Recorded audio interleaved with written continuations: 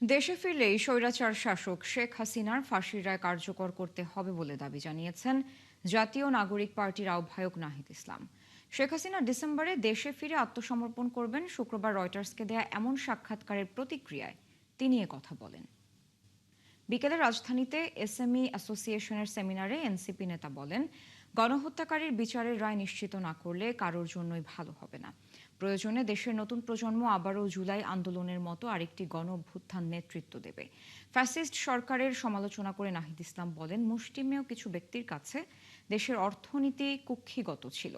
বর্তমান সরকারের কার্ড নির্ভর পরিকল্পনা অর্থনীতিকে ভুল পথে পরিচালিত করবে বলেও মন্তব্য করেন বিরোধী দলীয় চিফ হুইপ। তার মতে ঋণ খেলাপিদের সুযোগ দেয়ায় তরুণ উদ্যোক্তাদের বঞ্চিত করার সংস্কৃতি তৈরি হবে, ফলে বেকারত্বের সংখ্যা আরও বাড়বে বলে তার আশঙ্কা।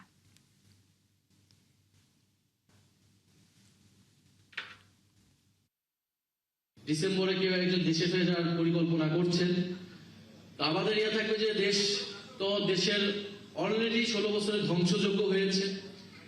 এখন আমরাও চাই দেশে ফিরবে ফাঁসির রায় কার্যকর হওয়ার জন্য।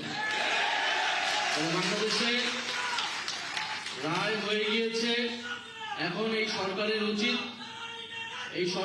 উচিত যথাযথ কূটনৈতিক আইনি প্রক্রিয়ায় গণহত্যাকারীকে দেশে ফিরিয়ে এনে রায় কার্যকর করা। আমি মনে করি এটাও দেশের স্থিতিশীলতার জন্য একটা বড় উদ্যোগ হবে এবং এই সরকারের দ্রুত সময়টা করা উচিত। এবং এছাড়া অন্য কোনো পরিকল্পনা যদি কেউ ভাবে তাহলে সেটা কারোর জন্যই ভালো হবে না। বাংলাদেশের জনগণ সেটার জন্য প্রস্তুত আছে। জুলাই গণ অভ্যুত্থানের যারা অংশগ্রহণ করেছে রাজনৈতিকভাবে যে কোনো পরিস্থিতি মোকাবেলার জন্য তারা প্রস্তুত আছে।